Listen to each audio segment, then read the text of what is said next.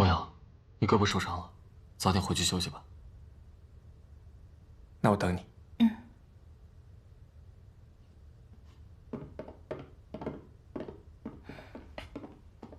多亏光耀哥还你清白。你就一点不想知道我为什么不怕他冤枉我吗？刺客的钱包我早就搜过了，不是只有你的光耀哥哥才那么细心。我必须要告诉你，无论是推理能力还是心思缜密，我哪一点都不比他差。你笑什么？为什么必须要让我知道？你干嘛一定要在我面前跟光耀哥比啊？我没比，明明是你担心我。我担心你什么呀？你想多了。你不应该担心我吗？如果我出事了，谁还替你办事啊？也不知道谁想多。你怎么这么无赖啊？那你还提无赖包撒？我走了。哎，夜深了，我送你吧。你这2天走背字，别又让人给绑了。我走背字也是从认识你开始的，好不好？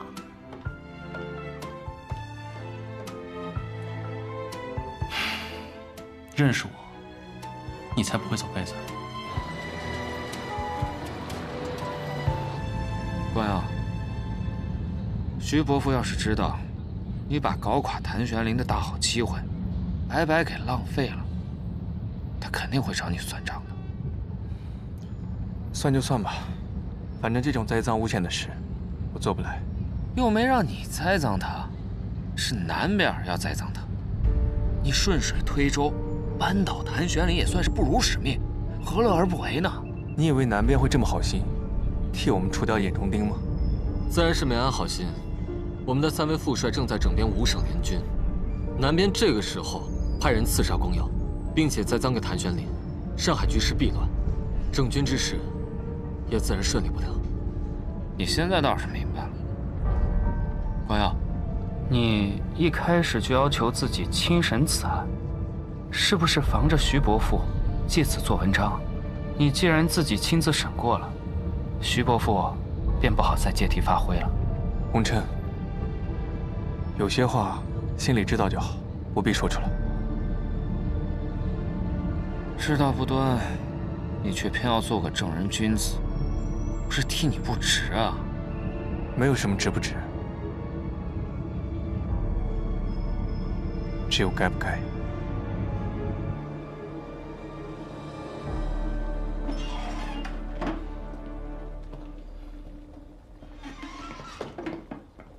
谭四，哎，拿下来。还疼吗？好多了。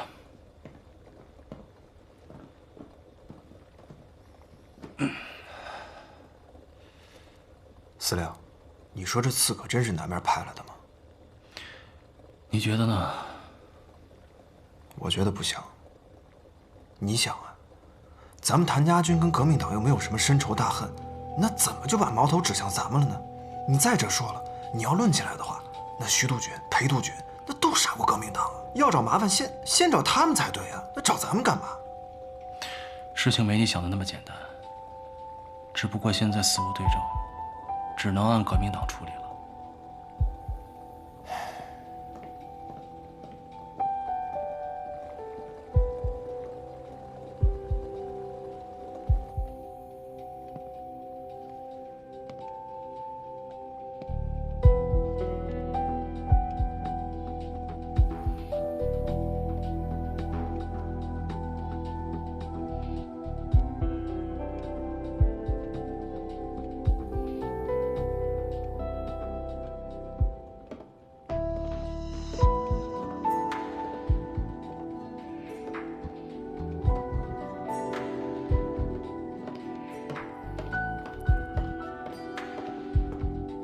光耀哥哥，你胳膊受伤了，我特意炖了鸡汤，你喝一点吧。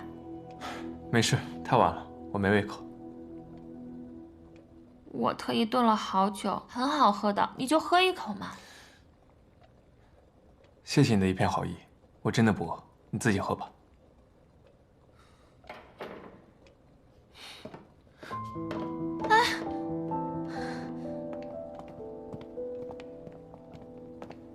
婉清，你回来了。光耀哥，你怎么还没睡啊？你这伤好些吗？啊，没事。今天晚上没吓着你吧？是谭司令送你回来的。啊，是一个勤务兵送我回来的。放心，我胆子没那么小。有谭司令在，姐姐自然也不用害怕。光耀哥哥，你就不必担心了。婉婷也在啊。我刚做了宵夜，正准备和光耀哥哥一起吃呢。婉婷小姐，我说了我不饿，你自己吃吧。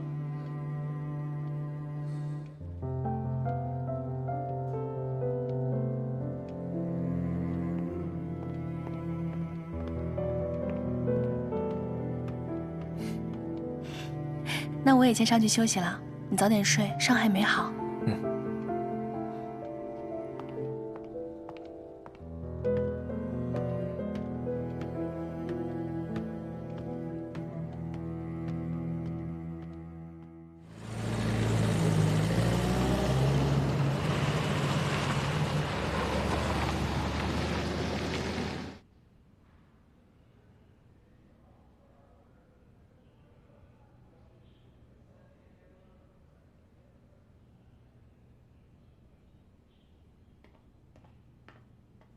报告，进来。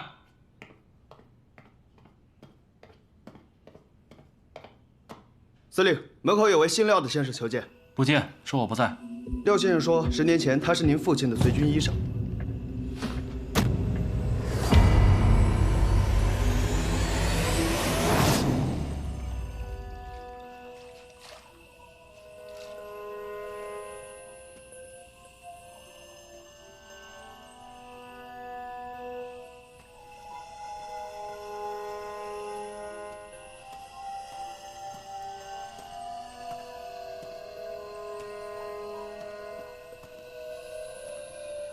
给他喝点粥吧。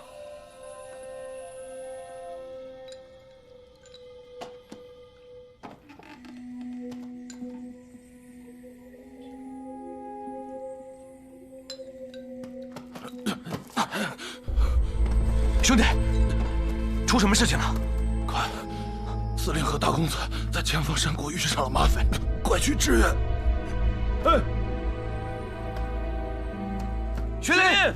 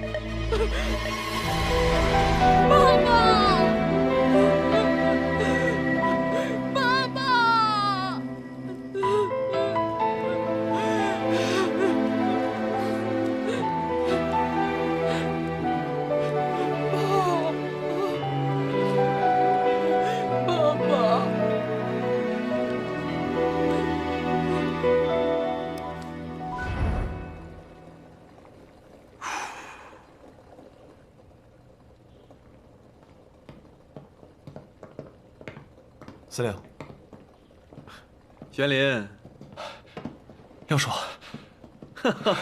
哎呀，来来来，快让我看看你。哎呀，这大小伙子了啊！我早就在报纸上看到了你的消息，这当年谭家的二少爷，现在已经是威风凛凛的上海王喽。廖叔，10年没见了，这10年里，我一直想联系您。可是，一直联系不上，您过得还好吗？做些小生意，勉强混日子罢了。哎，来，廖叔，请坐，坐吧。来，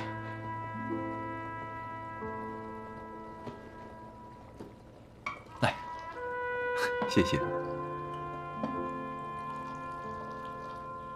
廖叔，我知道，当年。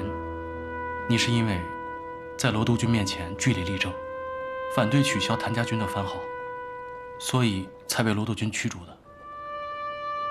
当年遇上马匪，辎重被劫，你父亲战死，这罗督军不仅没有抚恤，还把所有战败的原因都加在了你父亲头上，连番号一并取消，未免太让人心寒了。这一战，让我们谭家多少年都抬不起头来。我带着兄弟们打了无数胜仗，可是到现在还有人在嚼舌根，说我们当年连马匪都打不过。人言可畏啊！你父亲生前军功显赫，可这最后一场败仗，把他一辈子的名声都打进去了。六叔，其实我想问你，当年那场仗的惨状你也看到了，你心里有没有一点怀疑呢？其实我一直怀疑，你父亲遇上的不是马匪。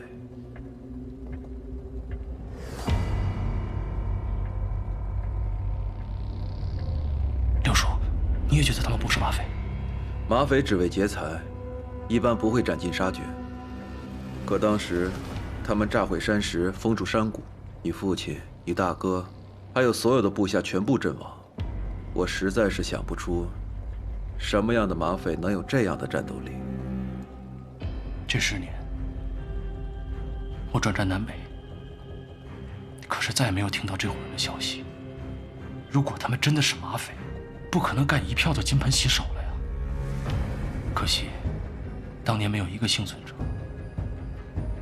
我每次梦见我父亲，我都想跟他问问，当年到底发生了什么。可惜梦就醒了。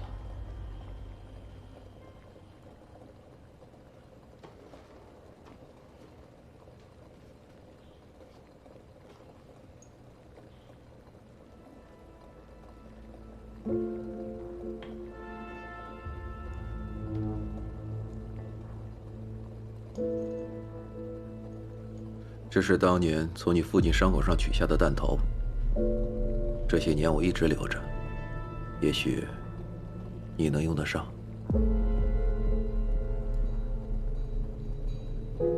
开花弹。当年所有遗体身上的创伤都特别大，很多甚至被炸开了半个胸膛。这种子弹，在全世界的正规军里面都是禁止使用的。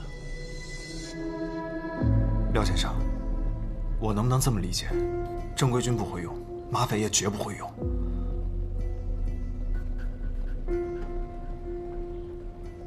玄林，我还想跟你说，很多事情并不像你眼前所看到的那样。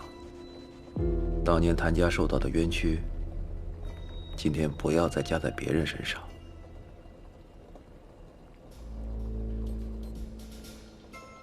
六叔，您是不是意有所指啊？当年你父亲遇上的马匪可能不是马匪，昨晚远东饭店的革命党也可能不是革命党。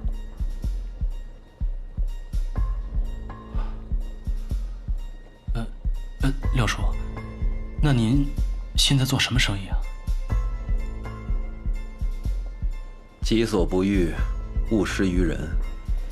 过去的事，今天的事，还望小谭司令都能寻得真相。好。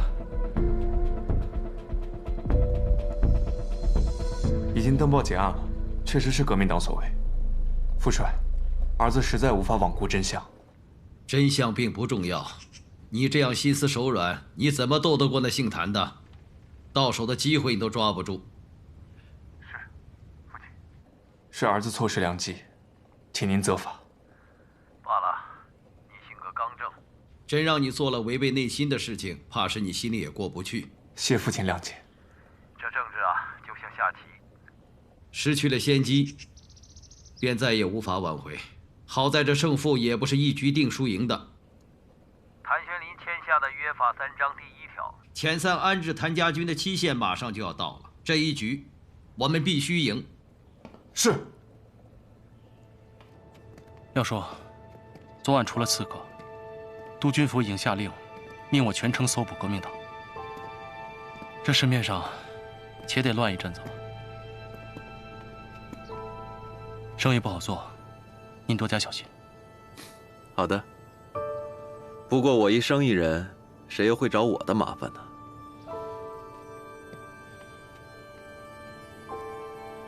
廖叔，别让我为难。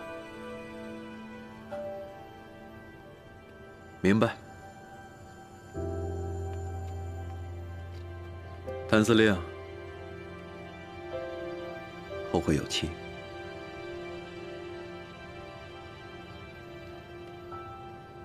廖先生，后会有期。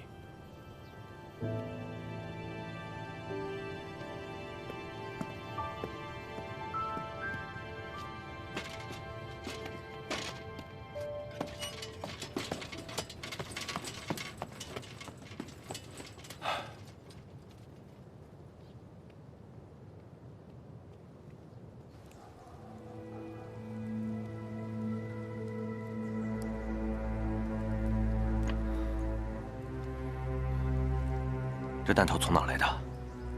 真的是老司令身上的？老傅，你还记不记得当年的廖医生？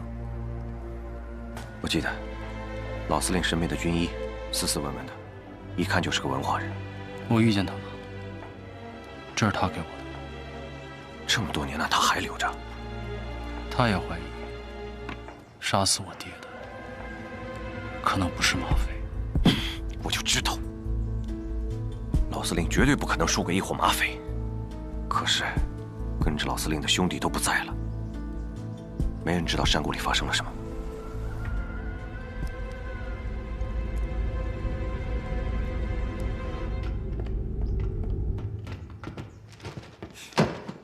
就司令，居然把这姓谭的排在我们前面，还说他是什么4少帅之首，哎，有没有搞错？就凭他？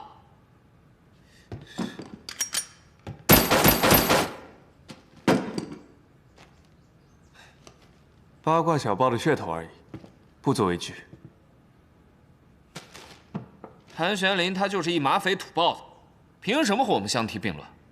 要争论职位，我们可还真不如他。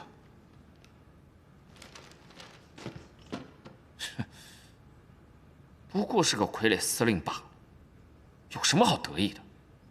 我最见不惯他这副小人得志的样子。他迟迟不肯解散谭家军，只怕是不想当这个傀儡。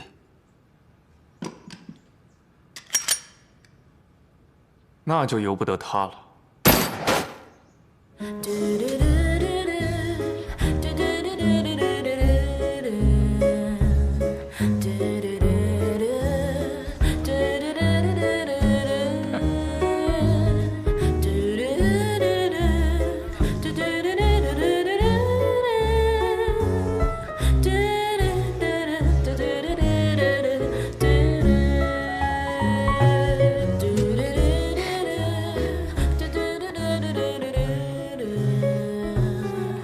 总统大人，好久不见。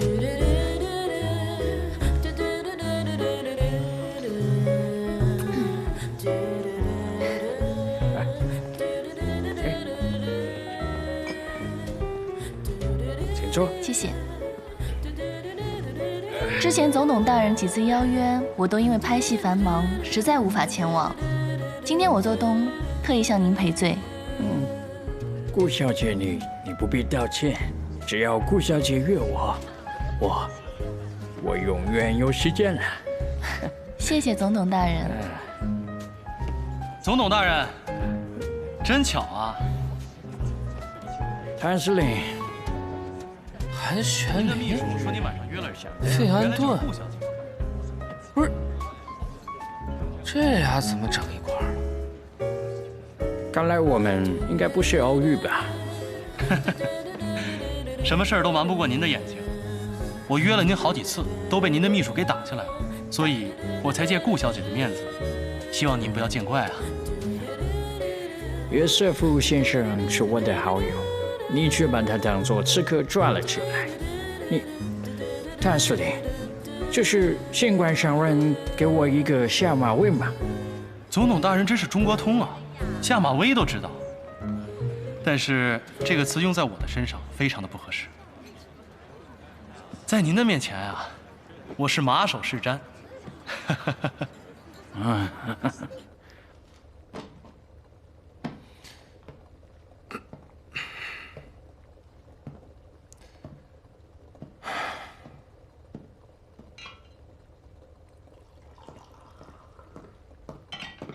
光耀，我刚才在雪茄吧。等等，你怎么进来的？我堂堂苏少帅，连你司令部的门都进不来了。我跟你说正事儿，刚刚我在雪茄吧挑雪茄，你猜我见着谁？顾月霜。我是见到顾月霜了，但是他和谭玄龄在一起。他们本来就一对，在一起不奇怪吧？但是和他俩在一块儿的另外一个人，你肯定觉得奇怪。大惊小怪，谁啊？费安顿。你想见上？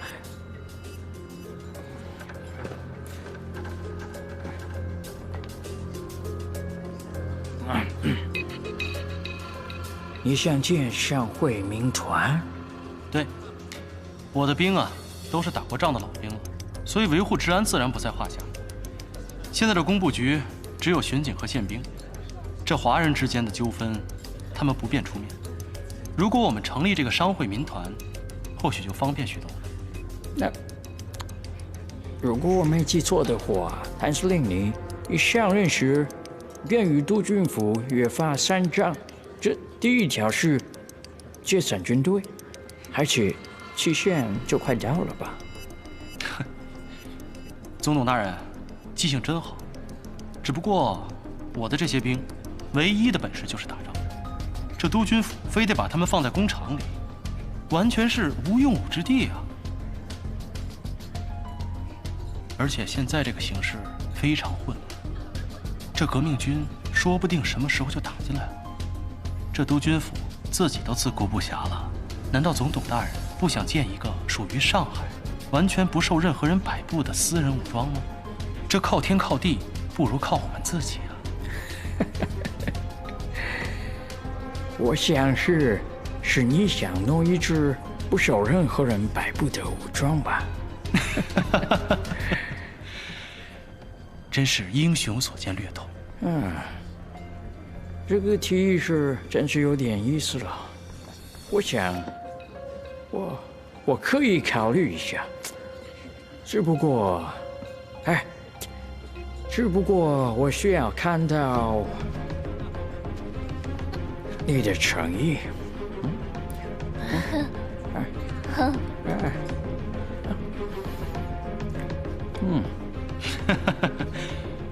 总统大人放心，我会给你安排一个非常浪漫的夜晚。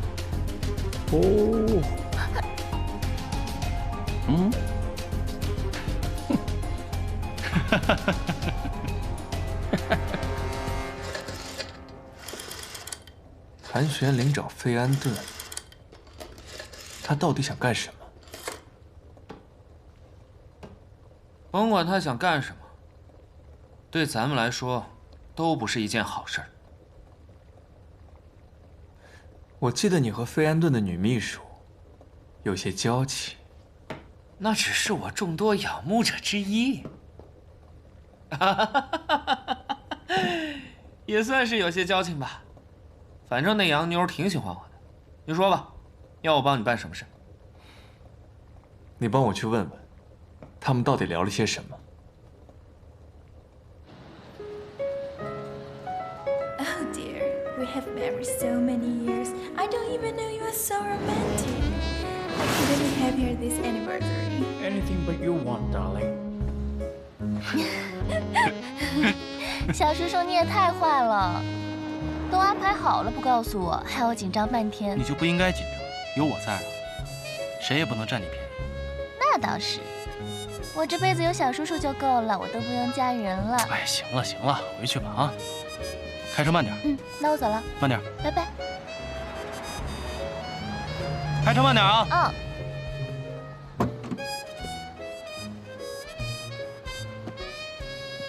司令，双儿小姐还跟以前一样，跟你那么亲。她当然跟我亲了，她的命是我捡回来的，能不亲吗？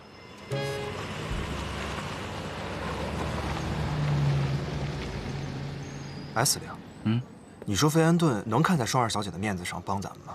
当然不能了，他这个老狐狸，哼，没那么轻易拿下。那你还不着急？这眼看着就到这解散的日子了。这饭啊，要一口一口的吃，路呢要一步一步的走。嘿，真厉害！哎，我要是你，早就吃不下饭，睡不着觉。哎，有句话叫什么来着？就是形容那个天在你面前，库嚓一下就塌下来了，然后你还面不改色的。老子15岁那年，天就塌下来了。放心吧，谭家军的天塌不了。开门！哎！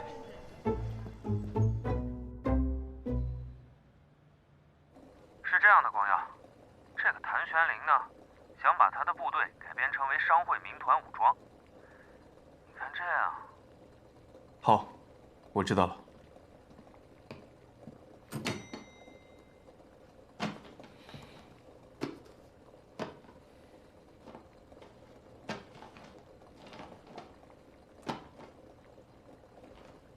少帅，谭玄灵居然想怂恿费安顿，要把他的部队改编成商会民团武装。他只不过是个有名无实的上海司令，费安顿不会冒这种风险去得罪我们督军府帮他吧？很难说。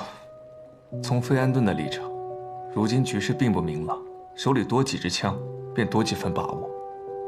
谭玄灵的提议正中下怀，难保他不会动心。早知道这个样子，刺客一事啊，还不如栽到他头上，不惹督军不高兴。我这世界上不光是有人情世故，还有是非曲直。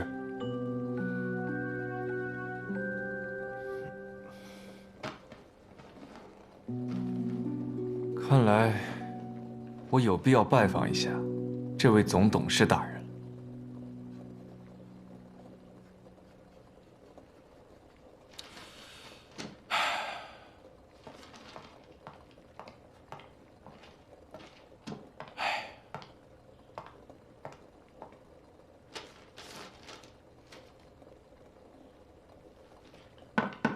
进来。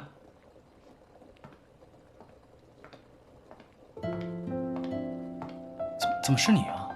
哦，我看门没关，就进来看一下。这个谭四，向来不把门关好。我是不是来的不太是时候啊？没有。来，给我吧。谢谢啊。怎么了？找我有什么事儿？没事，就问问你伤口怎么样了。没事，小伤，已经快好了。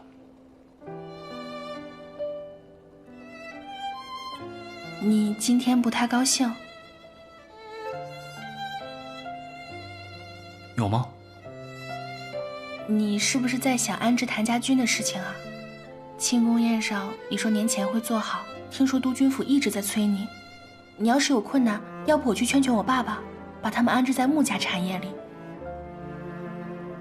我不是来替光耀哥催你的，我是真的想帮你的忙，毕竟我们穆家产业的工资最高啊。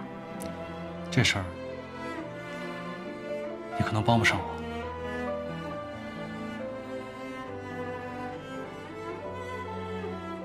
我。啊，放心吧，我这么唯利是图的人呢，需要你的时候一定会找你帮忙的，不会客气。去吧。好，走吧。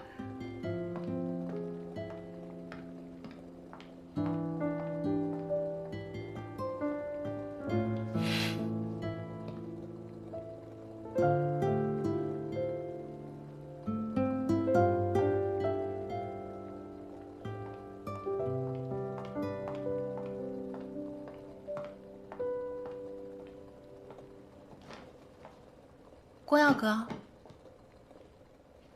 光耀哥，出什么事啦？啊，我约了费安顿准备跟他商量安置谭家军的事。今天你就先回家休息吧，晚饭也不用备我的了。要不我陪你一起去啊？穆家在上海还是有几分面子的，我在旁帮着说话，早点安置好谭家军，你也好早点回悦城啊。我只是觉得，你一个女孩子去应酬不太好。我是你的秘书，陪你应酬是分内的事情，更何况堂堂督办大人出门，怎么能没有随从呢？好，那就听秘书小姐的。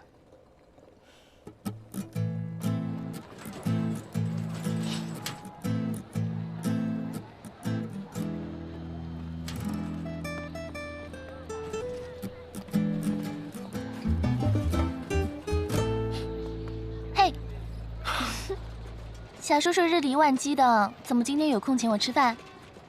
你帮我约到了费安顿，我肯定要好好感激你一下。那一顿饭可不够，我今天可是为了见你，连费安顿的邀约都拒绝了。他邀请你干嘛？不会是因为我借你的面见他，他为难你吧？那你也太小看我了。怎么说，我也是电影圈的上海王，他哄着我还来不及呢。这次是他要和徐少帅吃饭，请我去陪陪女眷。我就说我要拍戏，拒绝了。徐少帅不就是你司令部那位徐督办吗？他们俩什么时候搞到一块儿去的？而且他不是没结婚吗？哪来的女眷？双儿，改天再请你吃饭。大四，走了。好呀，哎。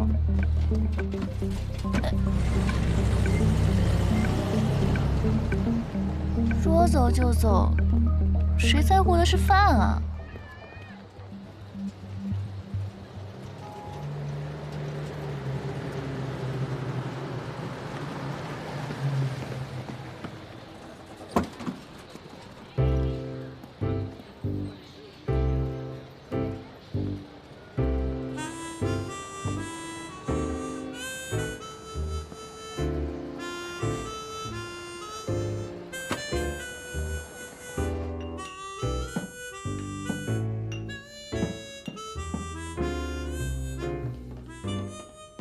请。费董。徐督办，幸会。费董，光耀来上海也几个月了，一直琐事缠身，没有机会登门拜访您。副帅已经怪罪我了，让我今晚好好陪您喝几杯。对了，这位小姐可是穆公从日本归来的女儿吗？是吗？让我介绍一下，这位是穆婉清小姐，现在是我的外文秘书。穆小姐前几次酒会都是惊鸿一瞥，今日一见真是气质不凡，不愧为上海第一千金。总统大人过奖了，以后在上海的工作还请总统大人多指教。那我乐意为穆小姐效劳。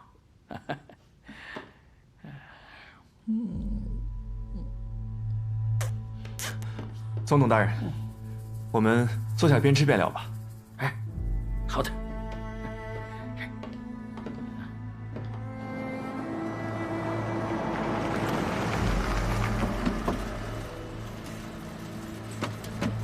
司令，穆小姐跟徐督办吃饭，你还要盯着呀？你是不知道，费安顿这个老色鬼，徐光耀对付不了。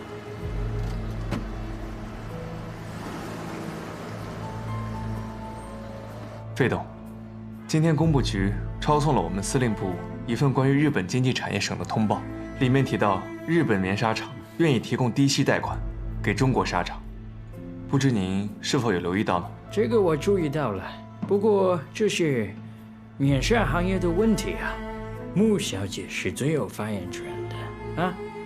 毕竟现在上海的中国纱厂将近一半都是穆家的。那穆小姐，你觉得日本上会的贷款该不该要呢？费董如此精明，当然知道这中间的利弊。日本棉纱商想用这种方法兼并中国的市场，然后欺行霸市，哄抬价格。他们已经搞乱了天津、青岛这些地方的棉纱市场，现在又想故技重施来搅乱上海的市场。如果费董您不制止，那上海恐怕迟早一片混乱。不光是维稳秘书，你看他样子也是经济秘书嘛。不过你们木家自己有棉花供货商，也有码头仓库，也有固定的销售渠道，想必不会受到影响吧？可这棉纱行业是国计民生的行业，是关系到老百姓的。如果落到日本人手中，不免受制于人。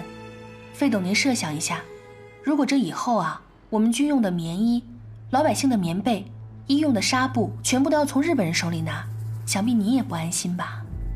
不愧是木工的女儿，你想的很是长远啊。穆家愿意出钱帮助这些困难的纱厂渡过难关，而且无息贷款。你们不是明摆着要和日本人打擂台吗？那我要是选择支持你们，拒绝小日本，那我难免有失公道啊。这个，费董不必担心，我有一个办法，可以让您两头都不得罪。好，那你说说看。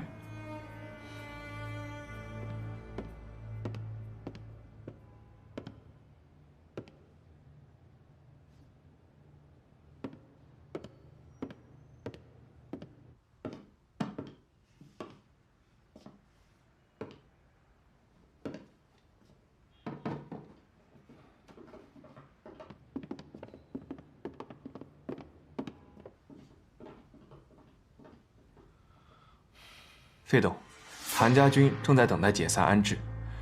如果能够把他们安置到纱厂里，穆家就能以补贴安置的理由给纱厂一笔钱。纱厂有了资金渡过难关，自然不用跟日本人贷款。日本人的贷款放不出去，也不会怨到您头上了。那更关键的是，把谭家军都安置在纱厂里，谭司令的商会民团也就没法成立了。原来那个家伙想把谭家军改建成民团武装，难怪不找我帮忙。徐少帅，你走了那么大一个圈子，你是不是就是想把这个民团的事教皇啊？对吗？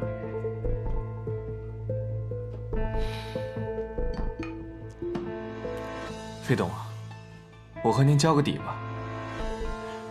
上海是受督军府的管辖范围，督军府是不会承认有民团武装的存在，所以最好的方法就是把他们安置到产业里做工人。穆小姐，此事关系到你们穆家的利益，那你是让我得罪日本人和谭司令？难道你不该先和我喝几杯吗？那你只有表示一下你的诚意。来，来。费董啊，穆小姐酒量浅，还是我陪您喝吧。穆小姐，你请我帮忙，但是你不跟我喝酒，那没有诚意嘛？费董，这洋酒我实在是喝不惯。没有问题，来，我们喝中国茅台怎么样？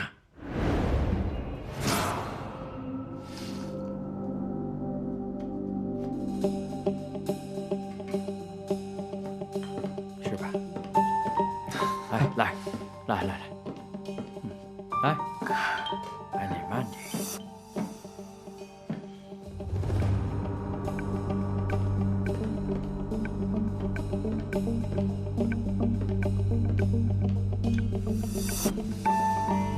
费董，穆小姐确实酒量浅，还是我来和你喝吧。徐少帅且慢。那如果这酒是我请穆小姐喝呢？那自然是我敬她一杯，她会敬我一杯。那到你这里可就不合适啊。那费董先生打算怎么喝呢？6，我很喜欢6是个好数字。